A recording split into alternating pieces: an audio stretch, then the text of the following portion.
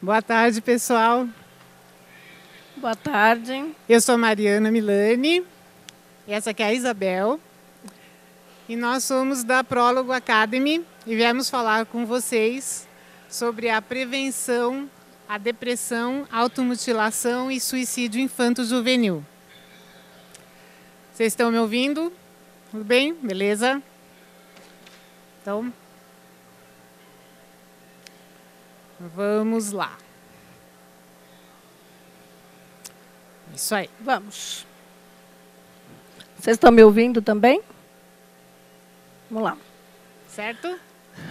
Bom, nós fazemos um trabalho sobre prevenção, né? E aí a gente vai começar falando um pouquinho sobre que dados que nós temos hoje, tá?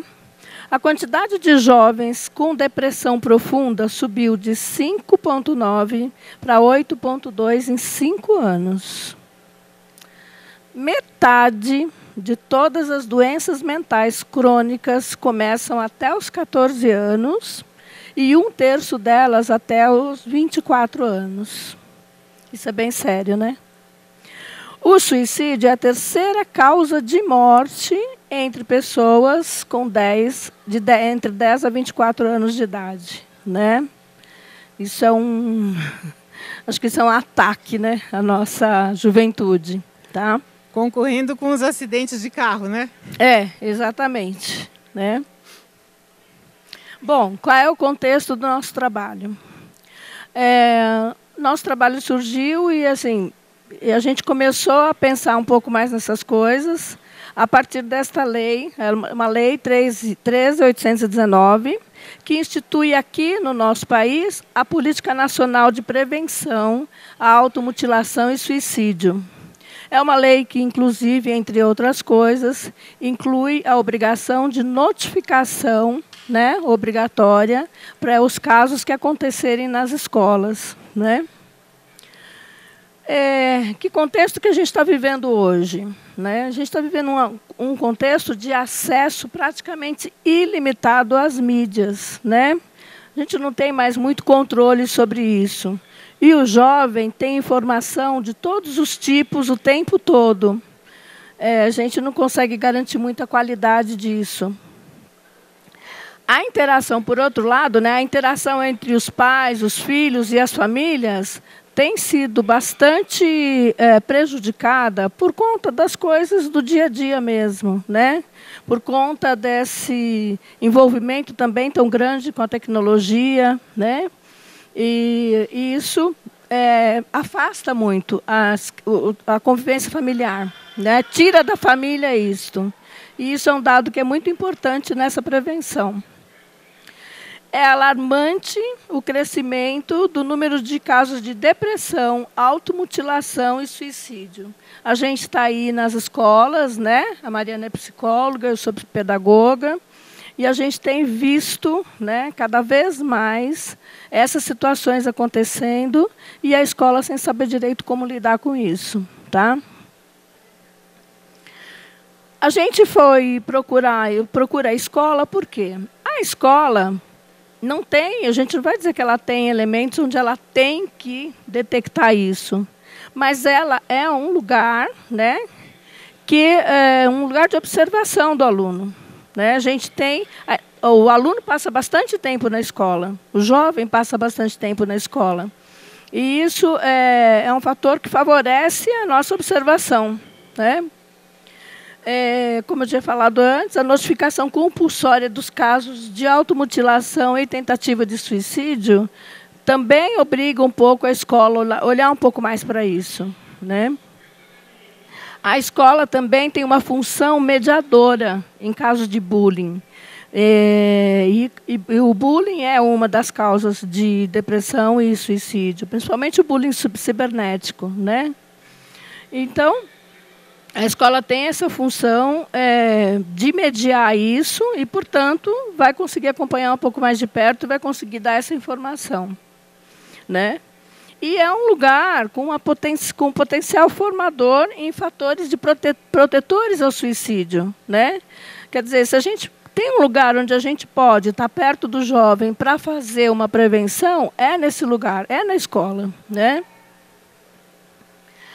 Quer dizer, a gente, então, esse projeto nosso foi idealizado justamente para contribuir nessa área. É isso que a gente quer fazer.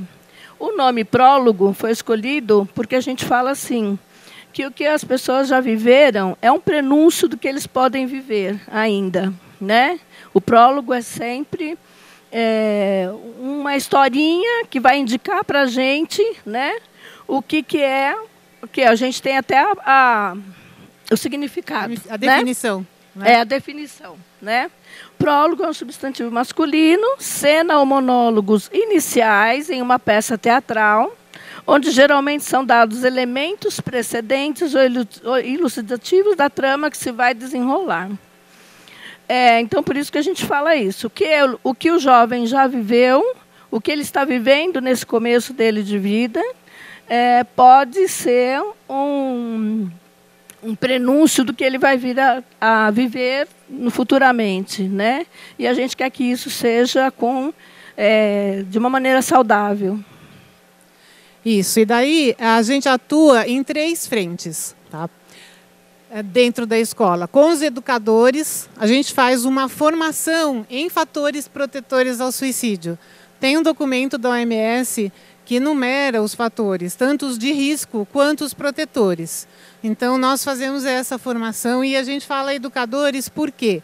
Nós consideramos todas as pessoas que trabalham e têm contato com os estudantes, desde o porteiro até o diretor.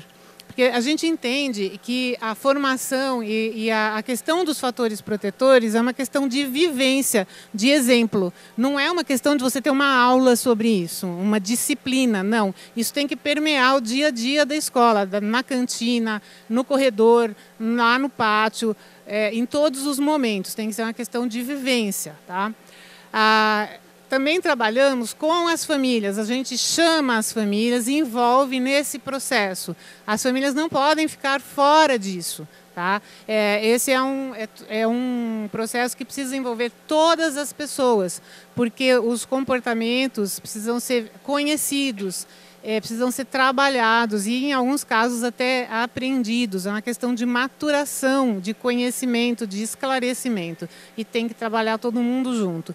E, naturalmente, os estudantes. Então, a gente vai trabalhar com programas de autoconhecimento, de fortalecimento dos vínculos sociais, familiares e identificação de perspectivas. Então, a gente vai, perspectiva de futuro, identificar essas perspectivas com eles, e verificar se tem algum aluno que apresenta sinais de risco. Quando a gente identifica nesses programas sinais de risco, a gente avisa a escola, né, e combina com a escola, claro, como comunicar à família a identificação desses sinais para que o aluno tenha o encaminhamento adequado, para que isso não se transforme depois num risco que se realiza. Tá? A gente sempre acredita nessa atuação em bloco.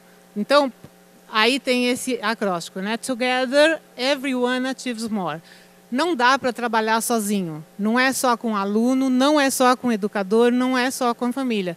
Tem que ser todo mundo junto. É uma questão de comunidade. Essa prevenção à depressão e suicídio, ela tem que ser em grupo, tem que ser em time, tá? E aí eu trago aqui para vocês o que é que eles são os jovens, o que eles querem que a gente saiba, né? Essas são palavras de jovens deprimidos e que tentaram o suicídio, né? Eles querem ser respeitados, né? Isso é uma coisa que eles sempre falam, né? Respeitados na sua individualidade. Mas eles também querem ser contidos, e esse contido é o contido tanto de ser, né, segurado. Eles querem sentir a força do limite. Eu quero receber um não do meu pai. Eu quero receber um não da escola, sim. Né? Não é o não da castração, não é o não do desrespeito, não é isso. Mas eu preciso sentir que essas pessoas têm força, tanto para me conter, quanto depois para me proteger. Né? Essa é, nesse sentido, a continência, de me dar a segurança. A gente precisa ter. Eles querem ser vistos como eles são, quem eles são. Né? Eu quero ser visto, conhecido. Quem eu sou. Eu não quero que o meu pai diga para mim, você vai ser médico porque eu também sou. E eu quero ser arquiteto. Né? Eu quero ser designer. Eu quero ser um grafiteiro. Que nem o menino está fazendo lá fora. Não, eu quero ser visto como eu sou. Né? E eu quero ser amado. Esses meninos, eles querem se sentir amados. Esses meninos que têm depressão, que tentam suicídio, eles não se sentem amados como eles são. A gente precisa mostrar que a gente ama. Tá? E eles querem, isso aqui é muito interessante, né? Eles põem barreiras para nós. Eles querem que a gente ultrapasse. Então, é um negócio louco, porque eles põem dificuldades para ver até onde a gente vai. E a gente tem que pular esses obstáculos. Eles querem que a gente perceba onde eles estão.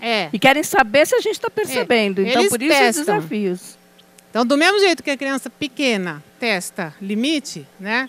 Eles fazem aquela sacanagem. Mas, posso? Aí você fala não, mas o papai deixou.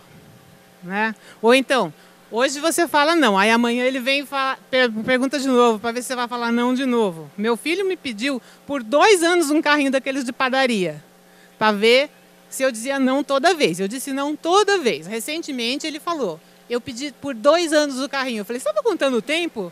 Ele falou, estava. Bom, esses aqui, eles testam o nosso amor. Então, eles vão subindo a régua. E eles querem que a gente pule o muro por conta deles. E a gente tem que pular. É prova de amor, sim. Então, a gente vai e pula. Porque se você recuar, se o muro for alto demais para o seu amor, é muito triste. Então, a gente tem que pular o muro que eles colocarem. Eles querem ser resgatados.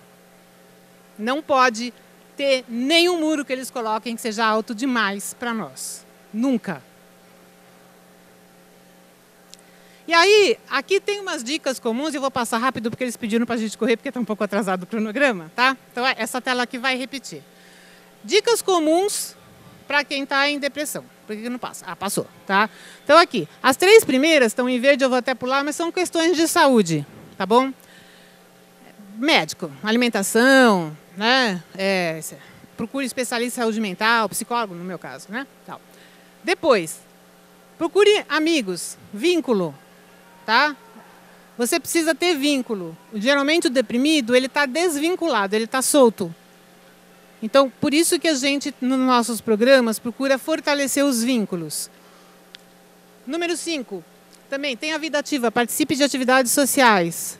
A gente, lá no nosso site, a gente tem uma pesquisa sobre felicidade. Desde a universalização dos smartphones, que foi em 2012, o índice de felicidade dos Estados Unidos caiu entre os jovens, apesar deles terem todas as condições de felicidade. Só lendo a pesquisa, não vou me alongar muito. Por quê? Eles podem se isolar mais e viver uma vida virtual, sem contato presencial com pessoas. Então, essa é uma dica. A gente precisa estimular contato presencial. Adotar um animal ou cuidar de um animal, o que é isso? Com um animalzinho, a gente recebe um amor que é incondicional. Então, geralmente, a pessoa deprimida, ela não sente amor. Ela não se sente amada.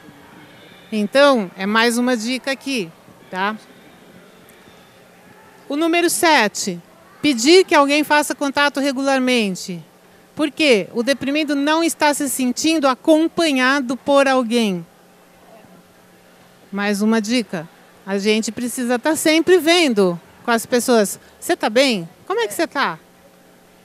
Né? Está sempre fazendo contato. O segredo sempre é não se isolar, né? Não se isolar. Então, você nunca deixar a pessoa se perder de nós. E isso eu estou falando para os que estão sãos. Não deixar que a pessoa se perca. Porque quando ela se perde, que ela deprime. Então, a gente tem que manter ali, junto. tá? E por último, aquela coisa que as pessoas têm medo de fazer hoje, que é ter um papel de autoridade, tá? A última dica é você procurar uma autoridade aqui, abrir-se com um membro de igreja, professor ou treinador esportivo. Essas figuras são figuras de autoridade. Ou autoridade espiritual, ou autoridade intelectual, ou o treinador, que é uma autoridade de time, né? Então, você precisa de alguém que você considere superior a você, que seja uma referência. E hoje, muitos pais têm medo de se colocar como autoridade, porque é como se isso fosse ferir, entristecer, restringir o filho. Você não precisa ser autoritário, não, mas autoridade, sim. E muitas vezes a autoridade é dizer não. Fala, não vai ficar aqui, não vai fazer isso, né? Não pode. E às vezes fazer chorar, ficar chateado, ok, faz parte. Cria musculatura emocional, que é um termo que eu uso. Pequenininho, precisa fazer ginastiquinha emocional. Aprender a lidar com frustração? Sim. E ser a autoridade na vida dos filhos é muito necessário. E na escola também. Então, a gente precisa dar essas questões já para as crianças que estão bem, para que elas não fiquem mal, tá bom? Então, gente, pediram para a gente ser rápido, nós fomos. Esse aqui é um grafite que a gente está usando, assim, nós adotamos, né? Não é nosso, mas a gente achou muito legal. Então, assim, não é uma parede, é uma acolhida para você, para todo mundo. É um chamado para hoje e sempre. Aceitar as diferenças, rejeitar a divisão, vir à frente, expor suas ideias, sentir-se seguro, estar seguro e espalhar o amor dentro e fora. É isso. Obrigada. Muito obrigada a vocês. Esse é o nosso recado. Nossos contatos. E obrigada pela atenção e participação. Obrigada.